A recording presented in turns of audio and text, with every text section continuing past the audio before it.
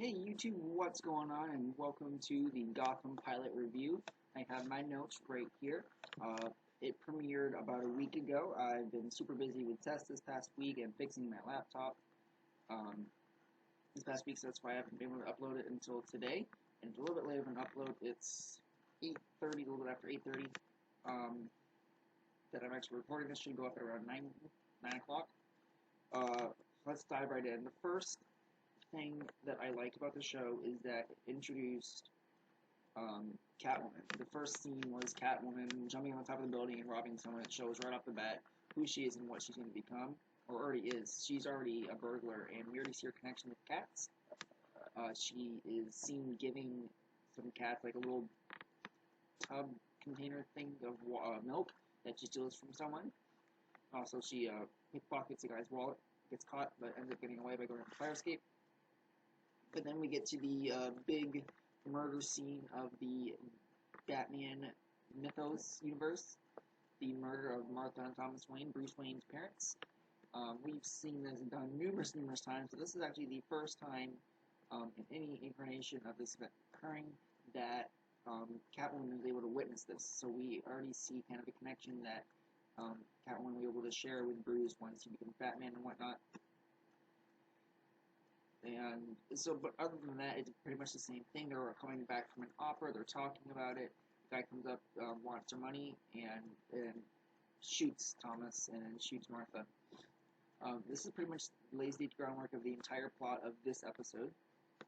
The episode, or the show itself revolves around Gordon, Jim Gordon, as we know as commissioner, but now right now he's just a detective working alongside Harvey Bullock, who's also a detective. And they're taking on this case and trying to figure out who did it. Ends up being this huge controversy being tied to Falcone's, and we're not 100% sure what who did it and whatnot, because I'll get into that a little bit later in the review. But I want to get into the first scene that we see Gordon. Gordon is kind of picture him in the spot that he is if you've seen the movie Batman Year One, which I didn't really like the movie that much. It was animated, and I just thought it was weirdly animated. I didn't like the design of the characters. The story was weird, but oh well. But pretty much this show is pretty much showing how, I said pretty much a lot in a sentence, how Gordon is getting adjusted to being a cop in Gotham, and how different and how corrupt everyone is. And we definitely see that in his unorthodox being a cop in this city. His first scene is with this guy. We actually see in the trailer or a little clip. This guy is taking someone hostage. He just wants his phone. He wants his pills. And Gordon comes to save the day. Picks a little thing. I think it was Advil or something, and kind of hides the label so he doesn't notice these aren't his pills. He takes pills, he says these aren't mine, and then Gordon knocks him out. And Harvey gets mad at him because they're partners in this series. Harvey gets mad at him. That's not how we handle things. If a cop has a gun, or if a guy has a gun holding a cop hostage, you shoot him. Gordon's like, no, I have my own way of doing things. In that first scene, we see conflict between Harvey and Gordon. We see that throughout the entire episode, for the most part. They do get along in some parts, but for the most part, they are foils of each other, which would be fun to see how their relationship grows.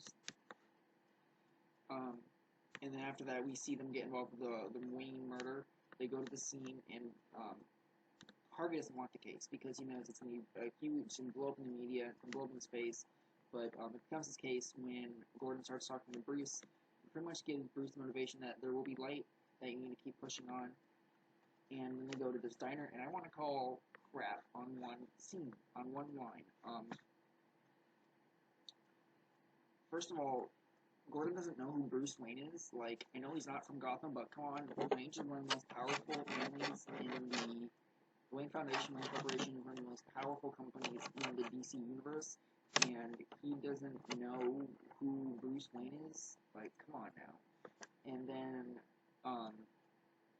he kind of has to piece two and two together when Harvey Bullock asks, who those are, those Martha and Thomas Wayne, you heard of them? He says, oh yeah, I guess, Wayne Corporation, right? And it's like, come on, you should know who the Waynes are. Like, off the back of your hand, they're one of the most powerful people in the world. Well, they're not in the world, wherever they are, they should be wanted around the world, basically, in this universe. And Gordon doesn't know who they are. I'm like, well, that's stupid. But they're minor things. We move on to the episode, and they try to find out who killed the Waynes, and they end up finding this guy.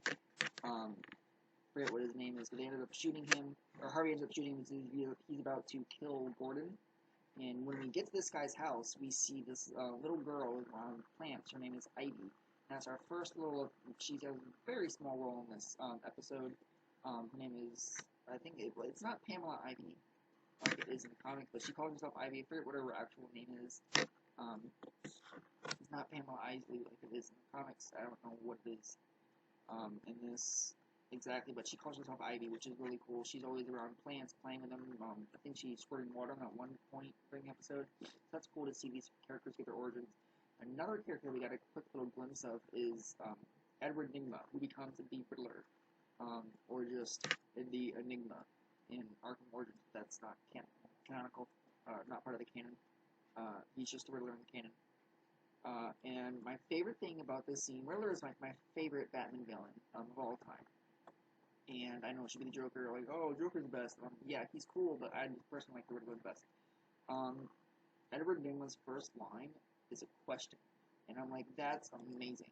That he talks in rhymes and riddles, and Harvey's like, no, shut up. And then he gets Enigma, Edward gets overjoyed when Gordon answers one of the riddles. He gets really excited and really happy. I'm starting to cry. I don't know why. I yawned and my tears away. And which building? There we go. But that was cool. We see a bunch of these villains. We see Ivy. We saw Catwoman. We've seen the Riddler now. And the biggest character in this show is Oswald Cobblepot, who becomes the Penguin. He's a little scrawny rat right now. Works under Fish Lee, who's a character created for the show, who worked under Falcone, who of course is the big crime lord in Gotham. We've seen him in Batman Begins. I didn't like him that much in that movie. But he's really cool in this. Ends up that the guy that they killed, who killed the Waynes, they had Falcone had Martha's pearl necklace planted on this guy, so Gotham could have peace and there could be a calm over Gotham, because so they know this place is safe, because Falcone is losing his grip on organized crime, and he stops Gordon and Harvey from being killed because Fish captures Gordon when he comes to confront her about this. It's just a whole mess. I don't want to just go book by book what the episode was about, but I thought it was really cool. Another character is introduced is Barbara. She's not Barbara Gordon yet. She's just Barbara Dean or something like that. She has a dark secret, which we learned from the criminal. I forget what the unit's called, but it's pretty much the unit. Two people that are against Harvey and Gordon, and we see that clearly that Barbara had some kind of affair with the lady, which is very interesting. So that's really cool that Barbara's going to get a good role in this film, or not film, show, it looks like. Okay, another thing that bothered me about the show, I'm just going to go back and forth at the end, and I'll go over like my top 5 moments, I guess. The Waynes weren't buried at Wayne Manor. They have this huge property that they were buried in like a group cemetery, which kind of bothered me. And talking about the Waynes, we did see Alfred. He's much different than what we've seen recently in a lot of stuff, of like the Arkham games and the Christopher Nolan Batman trilogy. He's very much of a wise old man. He's not a beat 'em, rough 'em up kind of like he is in this show, which is interesting. I like to see how that will play out. But Bruce still has a hold on him at one point. Gordon and Bruce are talking in Wayne Manor, and Alfred kind of chimes in, and Bruce kind of like goes, Alfred, and Alfred kind of like shuts up, because Bruce is the man of the house now, because all Alfred is technically just a butler. So that was cool to kind of see, even though Alfred does have this influence on Bruce, Bruce still has control over Alfred because, he's the butler. But this show will be focusing on Gordon, mostly. Sorry. and Gordon, and how much of like an all-American kind of guy I guess he is. He goes by the book and wants justice. He's not corrupt like the rest of the police unit or Harvey is.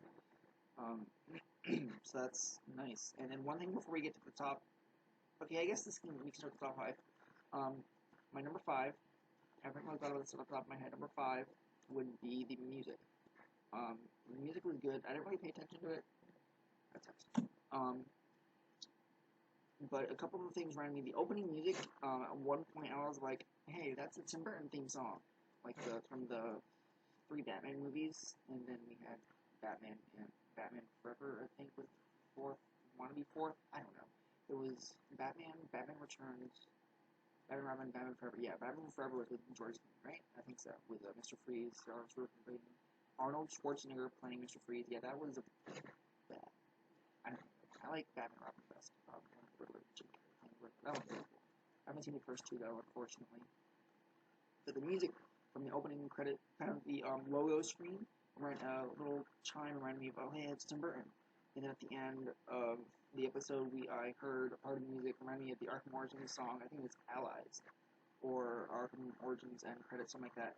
When Gordon is talking to Barbara about Batman becoming an actual vigilante, he's being appreciated by the cops.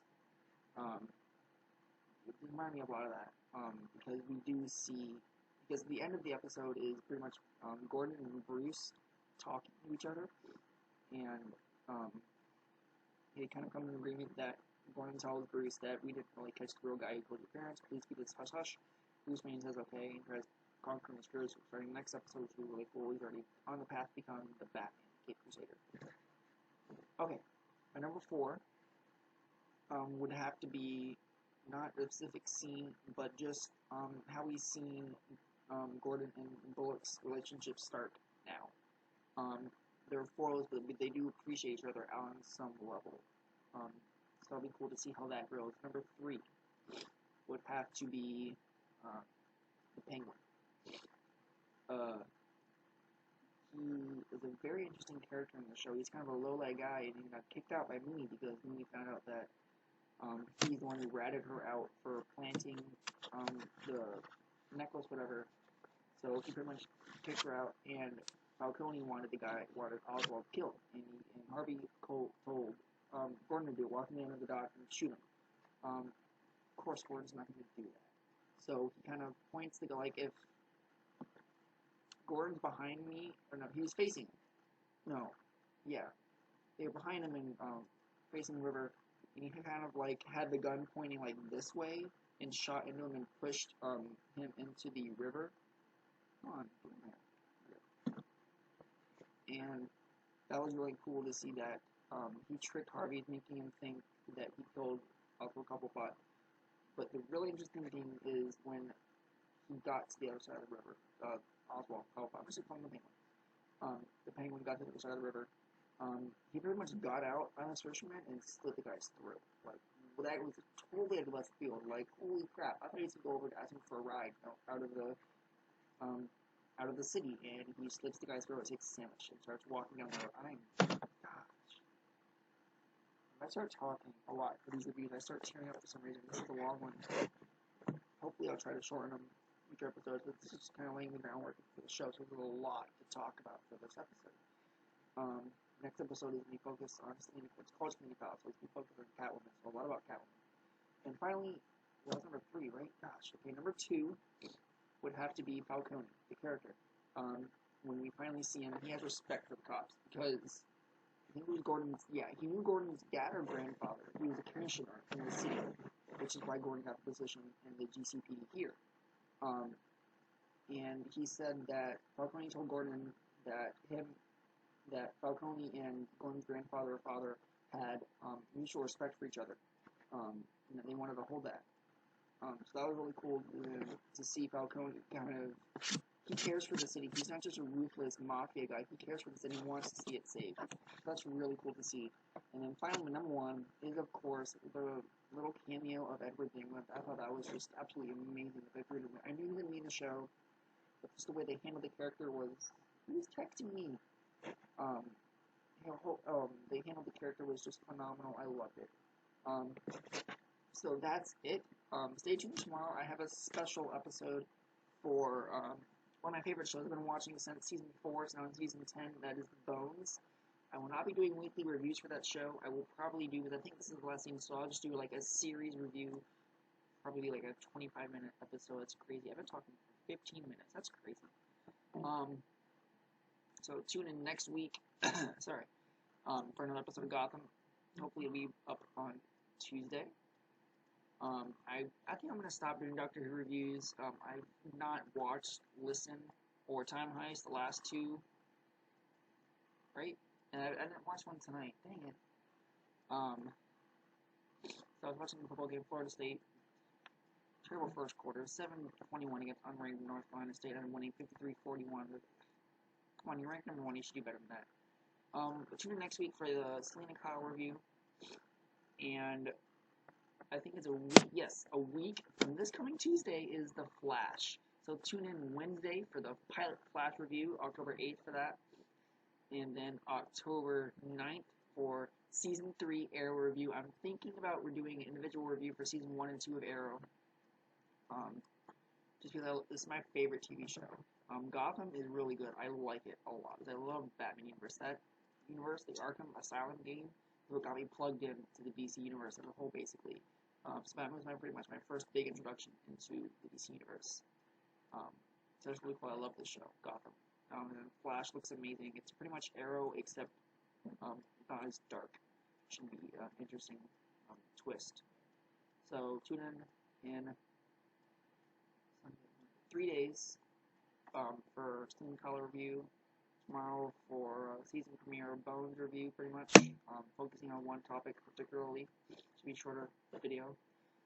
But I've been Epic Gamer. Don't forget to like and favorite the video. Don't forget to subscribe if you haven't already, and check out my Facebook, which I'm not very active on, but my Instagram I am very active on. Recently I've been posting a lot of stuff. And right now I am all caught up in Super Mario 64. We're recording 3 episodes of that tomorrow, hopefully. And then I have to catch up on Pokemon. So Mario on Monday, Pokemon on Tuesday, and then we'll just get back into that alternating routine like we had. So I will see you on Monday. No, tomorrow. Bone for you tomorrow. See you then.